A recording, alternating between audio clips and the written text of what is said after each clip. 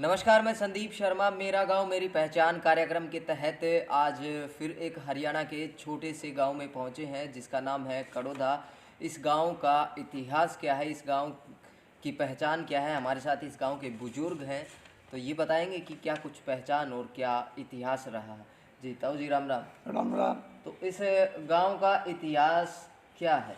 इस गांव का इतिहास है कि इस गांव का एक बुजुर्ग, तीन उसके भतीजे धनिया गांव से इधर आए थे। किस कारण? जी लूला से धनिया आया, धनिया से यहाँ आगे आन के यहाँ नवाब से मिले। नवाब ने ये जगह बता दी, यहाँ बस जाओ। गांव का नाम धरवा लिया कड़ौदा।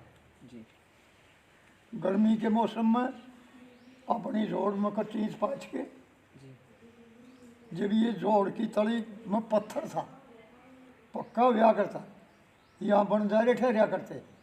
एक बनजारी का यहाँ लड़का हो गया तो उनका नियम था जहाँ लड़का हो वो कुआं बना के पूछते। तो वो काम कारनामा तो गांव बसे पहले मोरा था। वो कुआं गांव बसन से पहले मोरा, पीने का पानी था। वो बस के 4 घर बने थे। करीब 300 साल का नज़दीक जा रहा होगा गांव बसा वो टाइम। अब उसके बाद जैसे जैसे भी परिवार बढ़ते रहे, काफ़ी कुएं बन गए। ये गांव का समाना मीठा पानी, गांव में भी जंगल में भी। जी और खूब मेहनती लोग थे, उन्होंने अपना गुजारा कर लिया। और 400 घर से भी शायद के तरफ ज़्यादा हो। खेती किस प्रकार की है यहाँ? यहाँ खेती थी, सब गेहूँ चने और बाजरा सरसम सब ये थी। कुआं चलिया करता लाचर्स का, 4 किसे कुआं पर 4 लाख, किसे पर 3 लाख टूट पानी था। बहुत बढ़िया किसान थे, उनने अपना बढ़िया गुजारा करा। यो रहते रहते यो टाइम ही भागे आजू वो कुएं भी ठाली और ये ट्यूबवेल हो गए, फिर ट्यूबवेल लग गए। इब वो ट्यूबवेल का चवा नीचे डग रही, समरसीबल ट्यूबवेल हो रही। तो पहले खेत कैसे जोतते थे और आज कैसे जोतते हैं? पहले तो खेत जोतिया करते बैलों से, अब ट्रैक्टरों से। अब तो बैलों का काम नहीं, कोई बैलों का हल नहीं है काम में आज।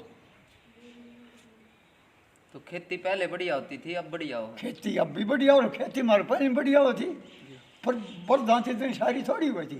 थोड़ा घर था, थोड़ी हुआ करती। जब भारत 10 से था, 15 हर साल 5-4 बध्या करता। तो जब ये सारी क्यों करूँ है? गांव में कोई पुराने पेड़ पौधे भी हैं? 2 पेट रह रहे गांव बसे। एक तरह का गांव का बढ़िया है पूजन का, और एक उस जगह है जिसका गांव का सरुआ घर बना था। वो गांव के बीच में वो पेड़, द्रांट का पेड़ है दोनों, बहुत पुराना हुआ रह गया। गांव में सभी सुविधाएं हैं, पानी की भी, खेती की भी और पढ़ने लिखने की भी सभी सुविधाएं हैं। बिजली की भी। बिजली की, क्या क्या सुविधाएं हैं गांव में? पढ़ाई को लेकर क्या सुविधाएं?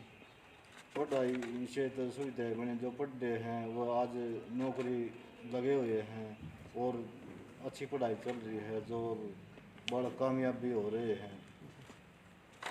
तो गांव में देश सेवा के लिए भी है कुछ? फौजी हैं, फौजी गणे हैं। फौजी वहाँ कोई ना वहाँ जब भी मेरे ख्याल में 30-35। जी।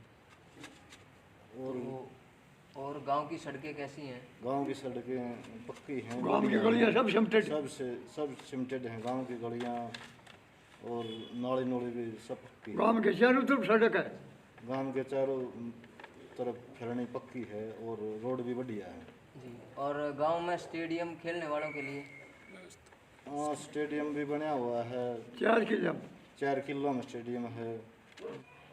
तो गांव के इतिहास के बाद आपसे पूछेंगे कि आप गांव के युवा हैं, तो आपके नज़रिए से गांव में आज मूलभूत सुविधाएं क्या क्या हैं?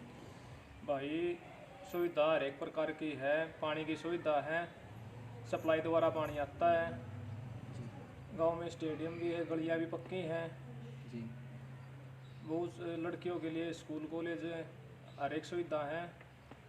गांव की लड़कियों को बाहर भी पढ़ाने के लिए भेजा जाता है। इसके अलावा गाँव नौकरी भी खिलाड़ियों करें के लिए क्या कुछ है? खिलाड़ियों के लिए है स्टेडियम है, हर एक प्रकार की सुविधा है खिलाड़ियों के लिए।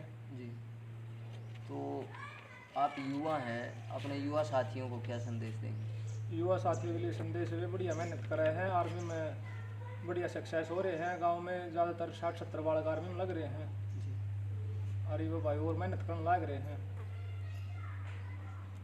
इसके अलावा और जैसे गांव के अंदर की बात करें तो गांव में कितनी जनसंख्या है, उसके हिसाब से नौकरी बेहतर है या कृषि ज़्यादा है? नौकरी बेहतर है, नौकरी ज़्यादा है गाँव में, कृषि कम है।